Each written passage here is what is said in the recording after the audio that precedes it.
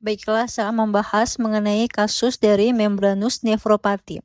Di sini itu 41-year-old woman is being evaluated for peripheral edema. Seorang wanita berusia 41 tahun sedang dievaluasi karena edema perifer. She has gained 6.8 kilos, yaitu ia mengalami kenaikan berat badan 6,8 kilo atau 15 pound over the 8 weeks, yaitu selama 8 minggu terakhir. Her urine is frothy, yaitu tampak berbusa. She has no other medical problems. She takes no medication. She doesn't use tobacco, alcohol, or illicit drugs.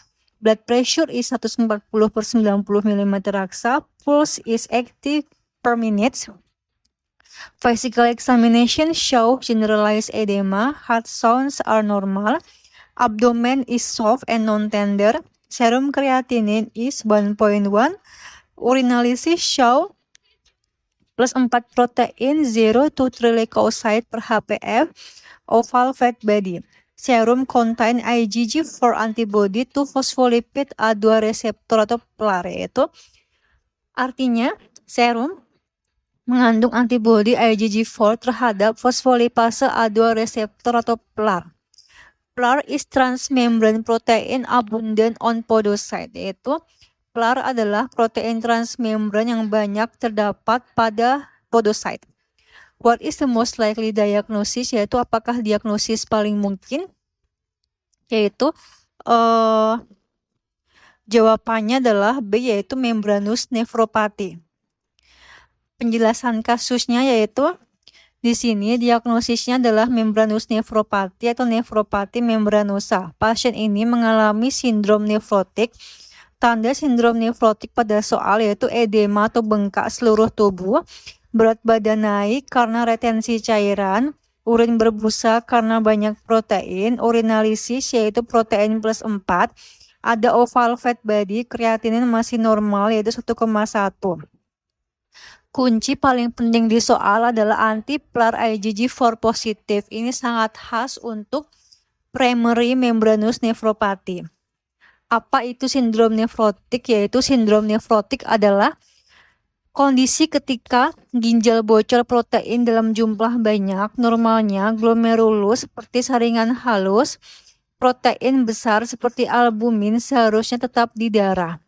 Pada sindrom nefrotik saringannya rusak sehingga protein bocor ke urin. Akibatnya protein keluar lewat urin menyebabkan proteinuria berat, albumin darah turun sehingga cairan keluar ke jaringan menyebabkan edema, urin berbusa karena banyak protein, lemak ikut muncul di urin yaitu oval fat body. Cara hafal yaitu nefrotik sama dengan protein bocor menyebabkan bengkak plus urin berbusa plus fat body. Kemudian juga kenapa jawabannya adalah membranous nephropathy? Pada membranous nephropathy, tubuh membentuk antibodi terhadap antigen di podosit.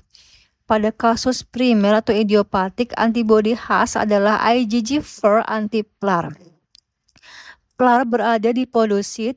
Podosit adalah sel penting di glomerulus yang menjaga agar protein tidak bocor. Kalau antibodi menyerang PLAR di podosit, terbentuk kompleks imun. Kompleks imun mengendap di glomerulus. Dinding kapiler glomerulus menebal, protein bocor ke urin, terjadi sindrom nefrotik. Jadi alurnya adalah anti-PLAR IgG4 menyerang podosit sehingga protein bocor menyebabkan sindrom nefrotik, terjadi membranous nephropathy. Ciri khas dari membranous nephropathy. Membranous nephropathy sering terjadi pada dewasa dan juga merupakan salah satu penyebab penting sindrom nefrotik pada orang dewasa. Kuncinya adalah dewasa, edema, proteinuria berat, oval fat body, anti-PLAR positif. Diagnosis adalah membranous nephropathy. Cara hafal membranous sama dengan membran menebal plus anti-PLAR. Fungsi anti-PLAR antibody yaitu anti-PLAR antibody penting karena sangat spesifik untuk membranous nephropathy primer, bisa membantu diagnosis, kadang dapat mengurangi kebutuhan biopsi ginjal, kadarnya berhubungan dengan aktivitas penyakit, bisa dipantau untuk menilai respon terapi. Kalau kadar antibodi turun, biasanya penyakit membaik. Kalau kadar antibodi tinggi atau naik, penyakit masih aktif. Jawaban yang benar itu B, membranous nephropathy, karena ada sindrom nefrotik, proteinuria plus 4, oval fat body, edema, dan juga anti-PLAR IgG4 positif. Kenapa pilihan lain salah? Yaitu A.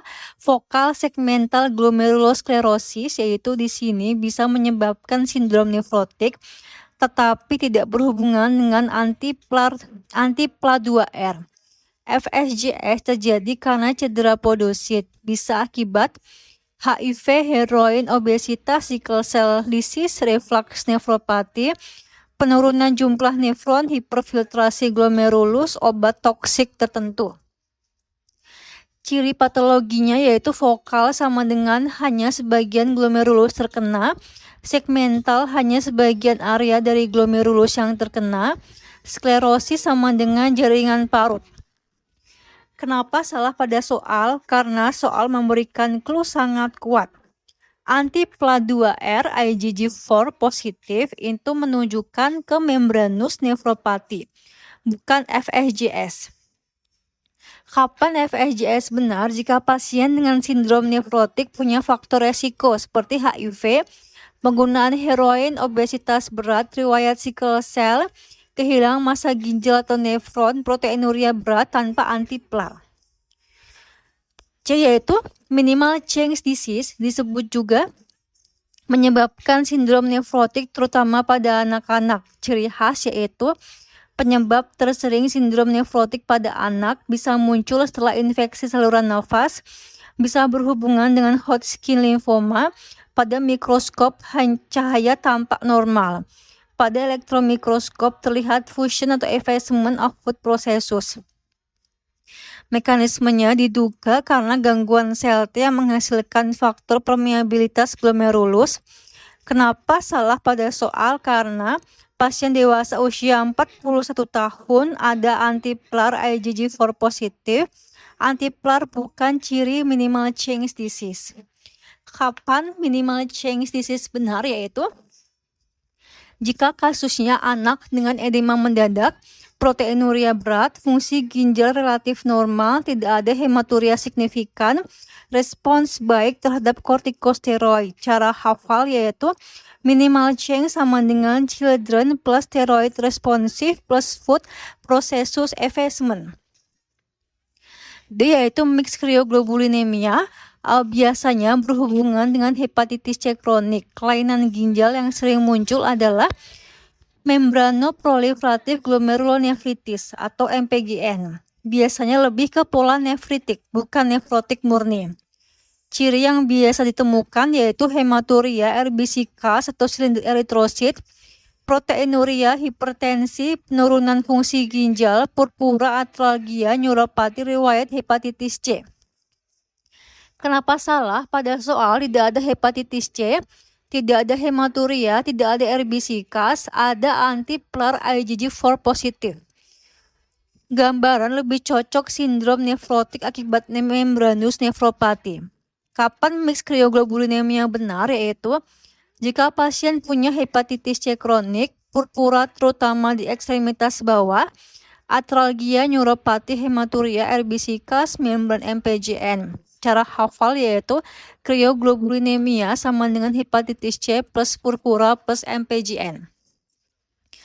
Multiple myeloma bisa menyebabkan penyakit ginjal tetapi mekanismenya berbeda. Pada multiple myeloma, sel plasma menghasilkan banyak light chain. Light chain dapat mengendap di ginjal dan juga menyebabkan Cas nephropathy. Ciri multiple myeloma adalah usia tua, nyeri tulang, anemia, hiperkalsemia, gagal ginjal, infeksi berulang, protein Baines-Jones di urin. Cara hafalnya CREB yaitu hiperkalsemia, renal failure, anemia, bone pain atau bone lesion. Kenapa salah pada soal? Karena tidak ada nyeri tulang, tidak ada anemia, kreatinin normal, tidak ada hiperkalsemia, ada anti-PLAR IgG4 positif, bukan light chain disease. Kapan multiple myeloma benar? Yaitu jika pasien tua dengan nyeri tulang atau patah tulang patologis, anemia, kreatinin meningkat, hiperkalsemia, protein monoklonal spike, Baines-Jones proteinuria. Nah, kemudian juga ringkasan membranous nefropati nefrotik dewasa plus anti-PLA2R IgG4, FSGS juga nefrotik, yaitu keluh khasnya adalah HIV, heroin, obesitas, sickle cell. Minimal change disease nefrotik, yaitu keluhnya adalah anak plus steroid responsif. Mixed cryoglobulinemia, polanya adalah nefritik atau MPGN, keluhnya adalah hepatitis C plus purpura plus RBC CAS.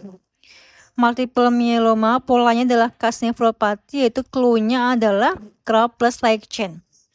Kesimpulan, pasien ini punya sindrom nefrotik karena edema urin berbusa, proteinuria plus 4, oval fat body. Kunci diagnosisnya adalah anti-PLA2R IgG4 positif. Maka diagnosis paling mungkin adalah membranous nefropati atau nefropati membranosa. Cara hafal adalah PLA2R sama dengan primary membranous nephropathy in adults.